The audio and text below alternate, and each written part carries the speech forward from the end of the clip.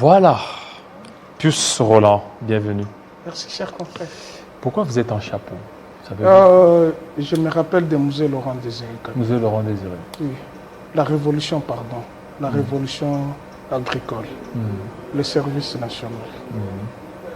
Donc c'est ça, c'est ce qui fait à ce que vous portiez les chapeaux. Tout à fait. Alors, préserver les acquis de la démocratie. Préserver les acquis démocratiques. Ça, c'était le dernier communiqué de la présidence lorsqu'il faisait état. Et faisait état des actes portant atteinte à la sûreté de l'État. Vous y croyez? Je n'y crois pas. Vous ne croyez pas? Non, je n'y crois pas. Comment vous n'y croyez pas? Qu'est-ce qui se passe aujourd'hui? Apparemment, c'est la chasse à l'homme. Les acquis démocratiques n'y est plus. On n'y croit plus. Je pense que la République démocratique du Congo a reculé de plusieurs parts. Et aujourd'hui, les Congolais se demandent si l'alternance produit ses effets. Alors que depuis 60 ans, vous vous rappelez, les premières élections ont eu lieu en 59. Et c'était les vraies élections. En 59. En 59. Qui ont porté les MNC de Patrice Emery Lumumba au pouvoir. Et puis l'élection au suffrage indirect du président de la République, Joseph Kasavubu, qui n'avait pas la majorité, du moins qui a été élu président de la République. Mais depuis, c'est en 2006 que nous avons connu les vraies élections démocratiques, transparentes et libres. Et 3 cycles électoraux, nous sommes arrivés en décembre 2018. Oui, mais parce que la présidence a relevé qu'il y a certains actes portant atteinte à la sûreté de l'État. Voilà pourquoi il faut préserver les acquis de la démocratie. Qui dit préserver les acquis de la démocratie, c'est qu'il faut faire tout pour que ce qui a concouru à ce qui est passation civilisée de pouvoir soit maintenu, soit conquis comme il se doit. Aucun Congolais n'y croit au coup d'État.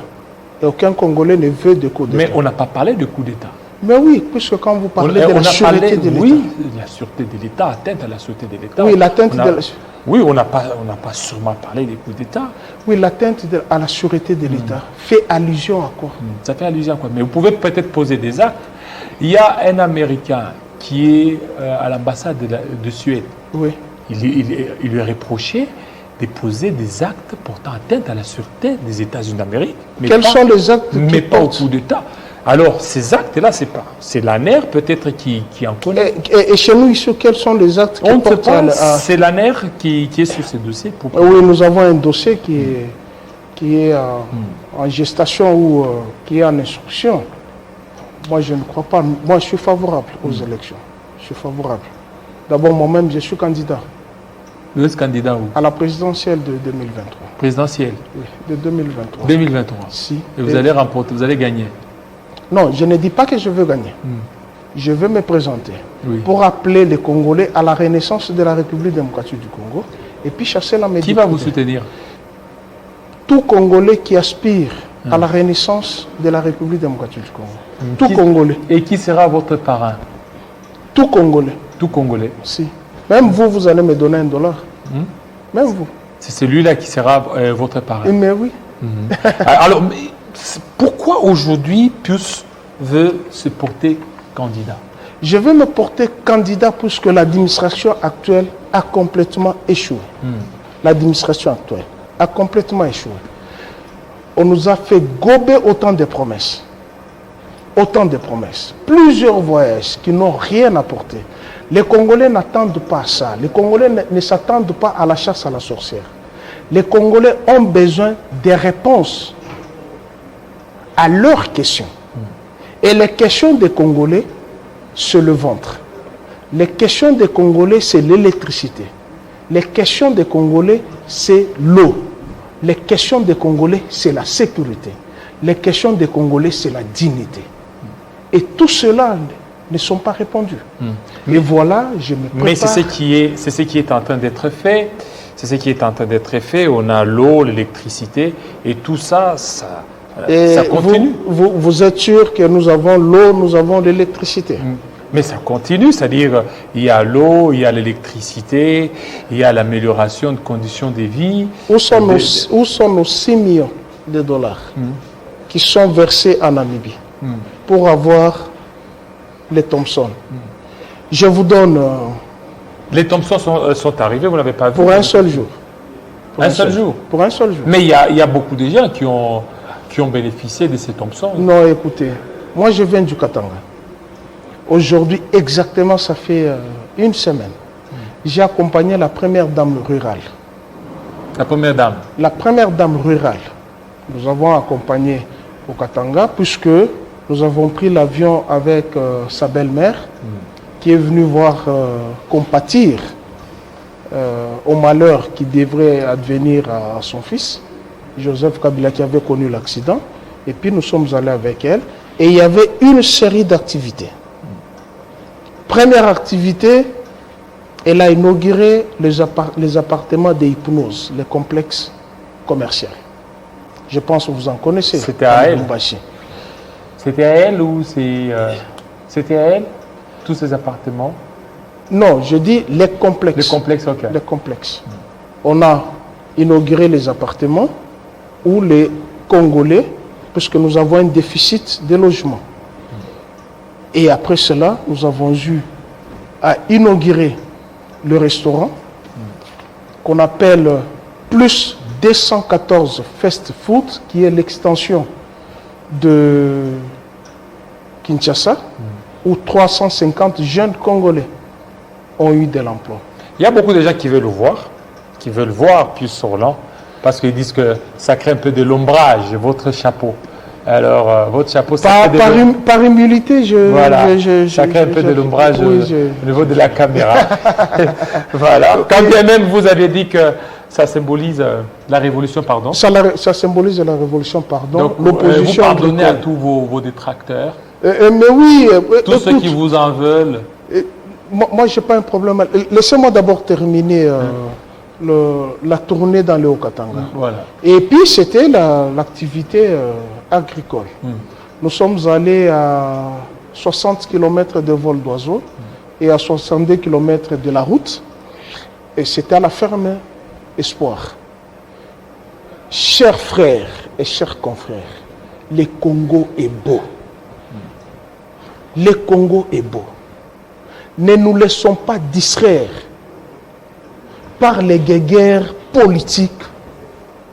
Entrons dans l'agriculture. Mais entretenus par qui toutes ces guerres-là? Par vous les politiciens? Entretenus par vous qui veulent... Moi je suis journaliste. Moi je suis journaliste. Les politiques. Vous êtes journaliste politique et puis... Oui, journaliste politique. Oui, mais il y a des gens qui vous donnent la casquette des politiciens. Non. Qui disent, Pius Roland, c'est un politicien. Lui n'est pas journaliste. Je suis journaliste. Pas politicien. Non, je suis journaliste. Je suis journaliste et patriote et nationaliste. Je défends en tout premier lieu la République démocratique. Et ceux qui disent que vous êtes... Ce sont mes détracteurs qui passent leur temps pour rien. Je suis journaliste et pour preuve, j'écris matin, midi, soir, chaque jour. J'écris. Et hier, j'ai écrit 3 articles. Et certains sont dans certaines rédactions qui n'arrivent même pas à écrire. Je ne suis pas là. Moi, je vais donner ce qui est beau à mon pays. Et ce que les dignes fils et les dignes filles de la République offrent des meilleurs pour la République démocratique du Congo. Nous avons été dans ce groupement de Kiembe où Marie-Olive Lembe Kabila a 1000 hectares de champs de maïs. 1000 hectares. 1000 hectares, équivalent à 100 terrains de football. Tout ça, ça fait partie de la préservation des acquis démocratiques. Mais oui, tel que demandé par le communiqué de la présidence. Écoutez, qui est les quand bien même vous ne faites pas qui est le géniteur de la démocratie? C'est qui les géniteurs? En République démocratique du Congo. C'est qui? C'est Patrice Emery Lumumba. Oui. Et c'est lui qui a ouvert la voie démocratique. C'est Joseph Kabila qui a accepté l'alternance. Donc je ne pense pas à une seconde et à une minute qu'il pourrait accepter que l'alternance soit estompée. il faut qu'on arrive au bout. Mais ce que moi je voulais parler, c'est, je voulais parler du développement de la République démocratique du Congo. Comment booster le développement, l'économie du Congo. Je pense que tout le monde se verse dans le mine. Et les mines nous posent de très sérieux problèmes. Mines. Les mines nous posent de très sérieux problèmes. Des carrés miniers. L'extérieur a les yeux rivés sur le mine. Certains véreux politiques sont versés dans le mine. Et je pense que si tout le monde avait la vision agricole, comme le fait Marie-Olive Lembe-Kabila, avec l'agriculture, l'élevage, je pense que le sac de ciment et le sac de semoule, à l'heure actuelle, qui coûte 57 000 francs, si nous avons 5 femmes de la trempe de Marie-Olive Lembe-Kabila, avec tout ce qu'elle est en train de faire, un sac coûterait 5 000 francs. Et c'est au bénéfice des Congolais. Ce n'est pas au bénéfice d'un individu, c'est au bénéfice des Congolais. Puisque à elle seule, elle ne peut pas manger le maïs de 1000 hectares. Mais elle est faite pour le bien des Congolais. Pourquoi ne pas accompagner une telle initiative? Aujourd'hui, j'étais sur un autre plateau avec le docteur Kankonde. Alors maintenant, pourquoi c'est seulement maintenant que Maman Olive s'est beaucoup plus donnée? Non, ce n'est pas maintenant. Parce que quand c'est peut-être le cerveau de certaines personnes qui a pris conscience maintenant. Mais c'est depuis longtemps l'initiative. Plus n'est pas née après la passation de pouvoir. Elle a été première dame et l'ONG a existé. Pour preuve, l'hôpital qui est dans l'Interland de Kinshasa, à Bibo, elle a commencé la construction quand, puisque l'inauguration a lieu le 30 juin 2019. On n'a pas construit le 29 juin 2019 pour inaugurer le 30 juin 2019. C'est-à-dire ça a pris du temps. Ils ont été encore au pouvoir et il y a eu une cité des désœuvreux. Et parmi les personnes qui sont bénéficiaires, nous avons vu certains agents, les anciens agents de la RTNC qui sont bénéficiaires. Et elle, au moins, elle a utilisé notre terre. Elle a battu les briques. Elle a pris la main-d'œuvre congolaise. On a construit l'hôpital moderne, salué d'ailleurs par son éminence, le cardinal. N'est-ce pas? Mais alors qu'est-ce qui fait qu'aujourd'hui, maintenant, on a vu le cardinal être beaucoup plus tendre envers Maman Olive? Alors, dans un premier temps, c'était des relations un peu tendues. Vous savez, j'ai toujours dit que Joseph Kabila, l'administration de Joseph Kabila, plus particulièrement la personne de Joseph Kabila, était l'objet des calomnies et des mensonges. Et la formation politique qui est montée au créneau pour déverser les mensonges contre Joseph Kabila et contre son administration, c'est l'UDPS. L'UDPS. Et ça, personne ne peut dénier, puisque, vous savez, nous sommes journalistes. À l'heure actuelle, il y a les réseaux sociaux. Nous gardons certaines vidéos. Qu'est-ce qu'on n'a pas dit de Joseph Kabila? Qui n'est pas le fils de Mouzé, qui n'est pas le fils de Maman Sifa, sa fille n'est pas l'enfant n'est pas son enfant. Et tout ça, ça ternit l'image de la personne. Donc l'UDPS était dans la diabolisation. Mais même Satan lui-même se pose la question, lui qui est le père des mensonges, comment l'UDPS peut être au-delà des mensonges de Satan? Et aujourd'hui, la réalité... Et même cette diabolisation continue même au sein même de l'UDPS. Mais écoutez, aujourd'hui, Joseph Kabila n'est pas la marchandise électorale. N'est plus la marchandise politique. La marchandise politique de l'UDPS, c'est le bilan. Les bilans. Puisque hier, c'était Arma Tungulu, c'était Rossi Chimanga, c'était Kapangala. Tous ces éléments ont concouru à ce que les gens, certaines personnes, aient des voix pour aller à l'Assemblée nationale. Pour l'UDPS, elle disait, Arma Tungulu, tout ça, ils attendaient à ce qu'il y ait des sanctions. Il n'y a pas eu de sanctions, mais actuellement, quand il y a des cas pareils, il y a des personnes qui sont totalement sanctionnées. Vous avez suivi le procès de Karine? Vous avez suivi le procès de Rossi Chimanga? Vous avez suivi? Oui. Qui a été condamné? C'est Karine, n'est-ce pas? Est-ce que Joseph Kabila a pris le téléphone, a appelé à Karine? Karine, tu sais là où se trouve Rossi, tire sur lui. Il y a des véhicules policiers. Chez moi au Katanga, le 28 mars, on a tué. Les femmes ont été dénudées, nues. Les hommes ont été dénudés, nus. Il y a eu massacre. Est-ce que pouvons-nous mettre ce massacre à l'actif de Félix Antoine Tshilombo? C'est ça l'immoralité des hommes politiques. Il faudrait que nous sortions de cette terre battue, de l'immoralité. Versons-nous dans l'agriculture pour promouvoir le développement de la République démocratique du Congo. Je vous disais que j'étais sur le plateau avec le docteur Kankondi. Il m'a dit, voilà, Marie-Olive Lembe Kabila s'est ralliée à la politique de Félix Tshilombo. J'ai dit, c'est une bonne chose. Puisqu'elle, au moins, elle a accepté le chef de l'État. Mais vous, hier, vous étiez dans l'opposition. Quand Joseph Kabila vous a appelé à la passion pour le Congo, vous étiez dans la rue. Voilà au moins quelqu'un qui a la conscience, qui a l'amour de son pays, qui aime ses frères, qui aime ses sœurs, pour amener le développement. Tu comprends un peu ça?